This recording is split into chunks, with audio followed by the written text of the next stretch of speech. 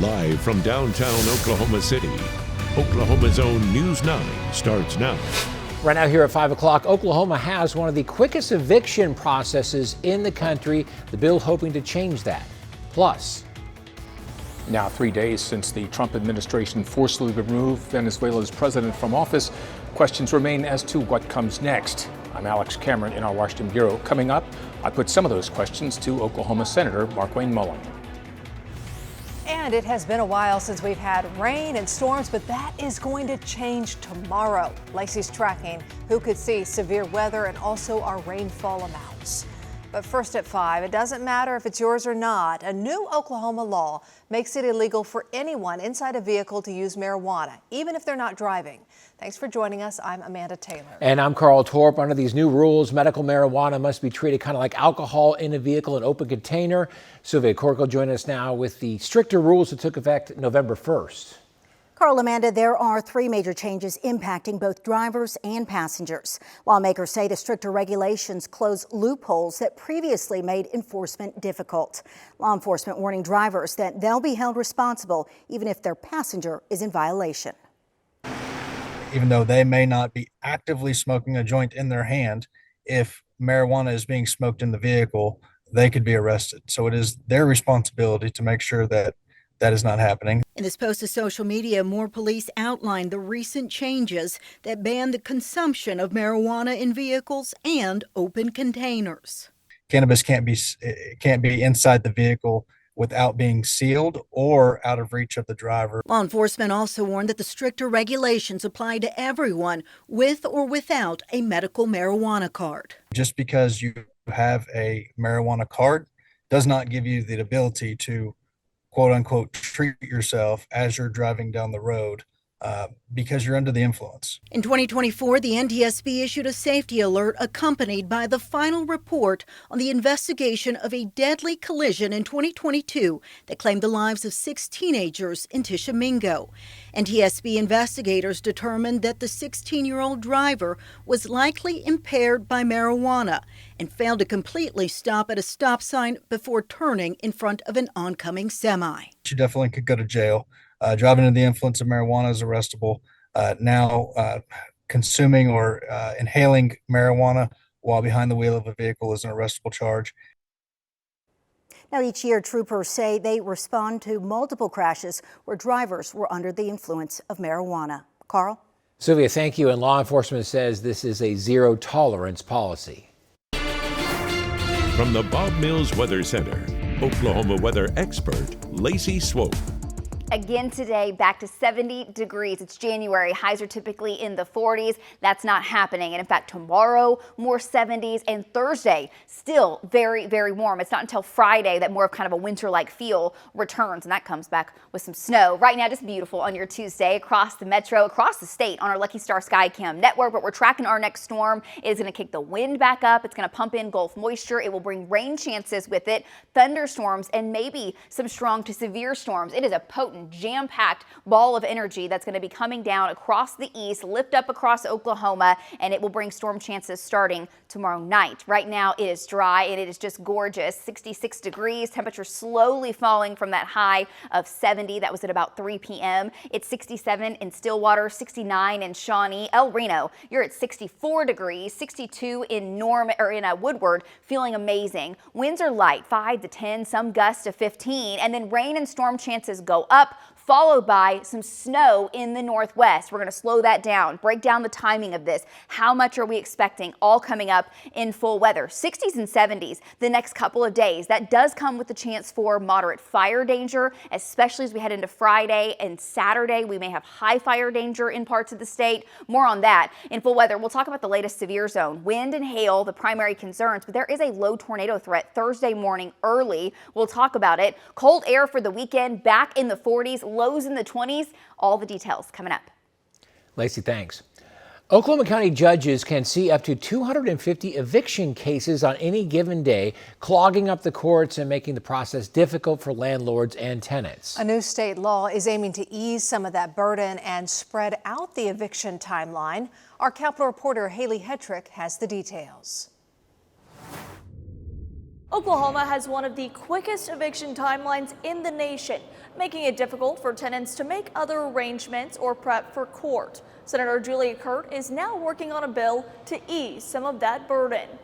A lot of out-of-state landlords and other folks who take advantage of our laws. And so I think we have some of our Oklahoma people being taken advantage of. It's an issue that the senator from OKC has been working on for years, easing the burden on courts, shelters, tenants, and landlords when it comes to eviction proceedings. Right now, eviction hearings can be held as soon as 5 days after documents are filed, regardless of what day that falls on. The legislation introduced by Senator Kurt would exclude weekends and holidays from that timeline, ensuring everybody involved has the proper time to go through the process. It's really in the public's interest for us to keep people housed, because once they're unstable, it's tough on kids, it's tough on families, and certainly it's hard for them to keep a job. So we're trying to prevent those evictions whenever possible, make sure the landlords get made whole, but also make sure those tenants get the opportunity to stay in their place if they can. That bill will be introduced when the legislative session begins in February. At the Capitol, for Oklahoma's Own, I'm Haley Hetrick. And a new eviction prevention office through Neighborhood Services Organization is helping educate tenants and also connect them with resources if they are in the eviction process. A big-time traffic challenge coming up for drivers in the metro. ODOT says it's starting Monday. Eastbound I-44 is going to be narrowed to one lane at Southwest 74th. Officials say both the on and off ramps at 74th will also be closed. This is the last phase of the 74th Street Bridge Rehabilitation Project. The closure is expected to last 4 to 6 weeks. The end credits have rolled on Oklahoma's longest running drive-in theater. The iconic Beacon Drive-In opened in Guthrie in 1950 and has been a must-see spot for the last 70 years. Such a staple there, but it has closed now, and it's soon going to be replaced, we now know, with a bank, after Communication Federal Credit Union bought the property for $2.2 million late last week. Two former Oklahoma Sooner football players are heading to the Oklahoma Sports Hall of Fame. Yeah, quarterback Sam Bradford and linebacker Rod Schote are among the 6 new inductees. Stillwater's own Matt Holliday and OU's women's gymnastic coach KJ Kindler as well will also be inducted. That's going to be in August. Yeah, and also the 2025 Thunder Championship team is going to be recognized as a team of legend, becoming the 4th team to be in the State Hall of Fame. Very much deserved. Yeah. Still ahead here at 5 o'clock. An OU professor is being honored on music's biggest stage again. After one nomination last year, how many Grammys she's now up for? Plus, the driver of a mini bike is arrested after a police chase, what he told officers once he was in handcuffs after the break. And then tonight on News 9 at 6, our state is dealing with a lack of school nurses. Why families tell us they are vital to them. That's at 6. Getting more details here. A chase with a mini bike ends with a suspect in custody, and he admits this is not his first time running from officers. Oklahoma City police say this started with a group driving recklessly near I-35 and Grand last night. When officers tried to pull them over, most scattered, but they say Kynan Perdomo swerved around the cars, and that sparked a chase. He ended up stopping near Southwest 15th and Meridian, where he was arrested. Police say Perdomo told officers this was his 3rd time being caught fleeing. Another man's also in jail, accused of shooting a person at a Metro apartment. Police say a person hit Eli Mendez's truck with a hammer near Northwest 10th and Rockwell just after 10 o'clock last night. So Mendez shot the person in retaliation. The victim was taken to the hospital in critical condition, and Mendez was booked on an assault complaint. An Oklahoma family is grateful everyone is alive after they were involved in a crash with a suspected drunk driver right before Christmas. This is body cam footage from minutes after the fiery crash that happened in Owasso. Police say the truck was hit from behind, causing it to flip and catch fire. The driver had to pull his kids from the burning truck and found that his wife had been thrown 5 to 6 feet away. I went down on my knee and said, God, you cannot do this to me yet. So the kids, they have been released from the hospital. The wife, though, is on a long road to recovery. The other driver, Cheyenne Pershaw, was arrested for DUI. Let's take a live look outside right now from our Lucky Star Sky Cam network overlooking the Broadway extension here in Oklahoma City. A little relief coming our way. Lacey's going to be tracking just how much rain we could see over the next few days. Straight ahead. You're watching Oklahoma's own News 9. Questions remain over what is next for Venezuela. And now one of the strongest supporters of President Trump's foreign policy, Oklahoma Senator Markwayne Mullin, is hoping to offer a few answers. He sat down with our D.C. Bureau Chief Alex Cameron. Well, when U.S. armed forces carried out the precise and targeted arrest of President Maduro in Caracas early Saturday morning, Senator Mullin was in the Middle East on official Senate business. Another story for another day. But he told me today Operation Absolute Resolve is something all Americans should appreciate. We've taken a narco state out of our crosshairs with the dictator running it. That much is clear, but who's running Venezuela now? Mullin says Trump's statement that his administration is running it shouldn't be taken literally. By saying running, I think people can have liberty with that word, but the president isn't. We're not going in and trying to take over a country. If that was the case, we would have left boots on the ground. No boots, but still plenty of boats. Mullin says that's not a threat to the country's interim leadership, but security for all. If we leave, without question, cartels will try to come in and take over that area. Without question. I mean, why wouldn't they? On the other hand, Mullin says what sound like threats from Trump to Cuba, Colombia, and other potential malign influences are. What you see is a president focusing on the Western Hemisphere and saying the influence of China, the influence of Russia, using our Western Hemisphere as their playground isn't taking place. Trump critics say the operation was illegal and sets a bad precedent that China and Russia might follow. Mullin disagrees and says this is about safeguarding democracy in the U.S. and making Venezuela a better neighbor. What we want to do is see democracy restored, and so we will work with the people of Venezuela to make sure that they get the government in place that they choose. See more of Mullin's comments on our website. In our Washington Bureau, I'm Oklahoma's own Alex Cameron. Beautiful day, but not very wintry. No, Definitely not. The kids did not have to wear a coat when they went back to school today. And beautiful, getting out, getting on recess, getting out to the playgrounds today. It's been awesome. 70 degrees. We warmed up. Did we break greatly. the record today? Today the record was 75. So Okay. the record's safe today. Tomorrow we're back up into the 70s, and we'll be close to 70s on Thursday. Wow. Then it gets colder. Even with rain? Even with rain, yes, because the backside of the storm, we're going to heat right back up. Then the cold front hits. Friday's cold. It's a whole different season by the time we get to the end of the work week. Highs for today, there you see it. Pick out your hometown, 60s, 70s, mid-upper 70s down to the south. But again, not breaking records today, closer to records than average. And what we didn't have today was a lot of wind. So winds have been 5, 15 miles per hour. A couple gusts to 20. No major big wildfires. And that is good news. But you'll notice down in Cleveland County, there is a big old black dot. And that is a very hot spot. Looking down from space, that is a big fire, and we have had a lot of folks concerned seeing the big smoke plume coming from that. This is a controlled burn at the Wildlife Refuge from Lexington. But there's Oklahoma City, here's Norman, there's Purcell. That smoke plume has extended all the way down to almost Stratford at times with that north breeze blowing, but it is originating there on the Wildlife Refuge from Lexington, and it's a controlled burn, we are told. Rain chances, they are coming back. We sure need it. We haven't had good rain since before Thanksgiving. Really, the last time we had over an inch of rain was back in October. Now, I don't think we get an inch of rain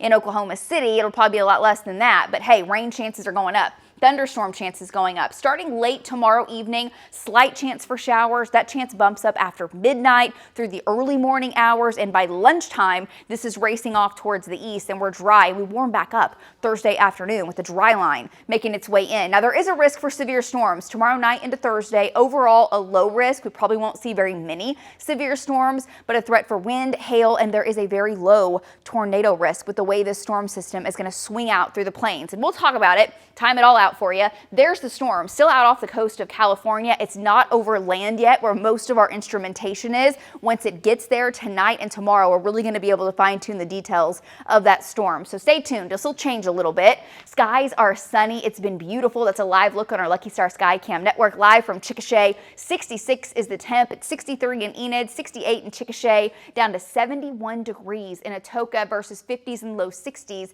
in northern Oklahoma.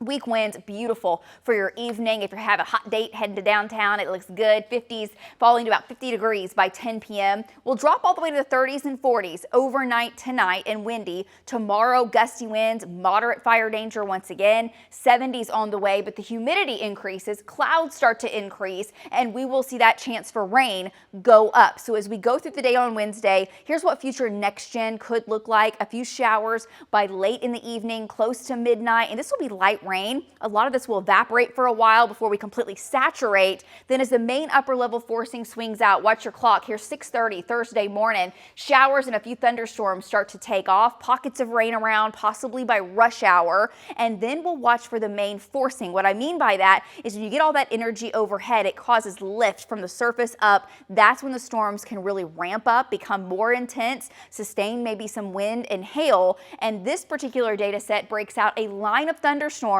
right as the main energy comes out. That gives us wind shear, winds turning with height, and gives us the potential for a brief spin up. Yes, a brief tornado is possible on Thursday morning. Tomorrow night, rain chances going up. It'll be mainly showers while you're sleeping, a few rumbles of thunder. Then tomorrow morning early, I guess it depends on what time you wake up. If you're up at 5 a.m., that's when our storm chances start to go up. 5 a.m. through about 11 a.m., thunderstorms develop and push to the northeast, and there'll be a chance that these storms do produce some nickel and dime size hail, may have a few areas that get quarter size hail, winds 50 to maybe 65 miles per hour, and a brief spin up or a brief weak tornado is possible. So trackers will be out if needed. Of course, we'll fine tune the details of this as it gets closer. It is not locked in that we see severe storms out of this setup. It may just zoom by very quickly, and because it's moving so quickly, the rainfall totals are not all that great. If it were slower, we could up these, but on average, a quarter of an inch. Few lucky folks might get a half of an inch of rain in isolated spots, half of an inch to 3/4 of an inch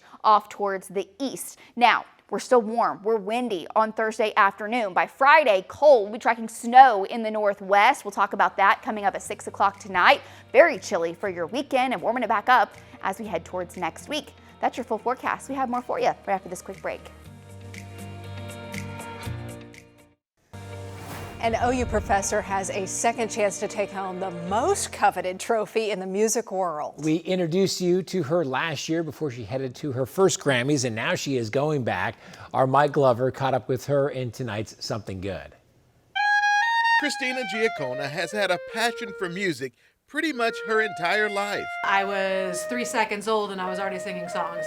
That's what my parents tell me. But Christina has 2 doctorate degrees in music, but she found her real love behind the scenes. I love putting all the pieces together, getting a crew of musicians, other producers, engineers to bring the project to life. A talent that has taken her all the way to the Grammys. Last year, we recorded an album called The Impossible Dream by Aaron Lazar, and it was nominated for a Grammy, but we didn't win. Christina is once again headed to the Grammys, not nominated for 1 Grammy. This year, she's received nominations in 4 different categories, and she's very optimistic about her chances of bringing home the hardware. Allison Charney, she's up for a Best Solo Vocal Album, and then the Drennans, Patty Drennan and Emily Drennan, who are 2 Oklahomans. I think their entrance right there was a little tentative. It was Christina and her producing partner Patrick mixing the musical sounds. Yeah, I don't play a single note this album or these albums, but yes, lots of faders, lots of edits, lots of mixing. All right, Mike, we're gonna lay it down. Here we go. And since we were in the studio with the Grammy-nominated producer, I decided to shoot my shot for a chance at next year's Grammys. Who else do we have that can play this part? Now a veteran at the ceremony, Christina admits she still gets a little starstruck. I mean, the lights, the glitz, the performances are phenomenal. Oklahomans showing off their skills for the Grammys. That is something good. I'm Mike Glover for Oklahoma's Own.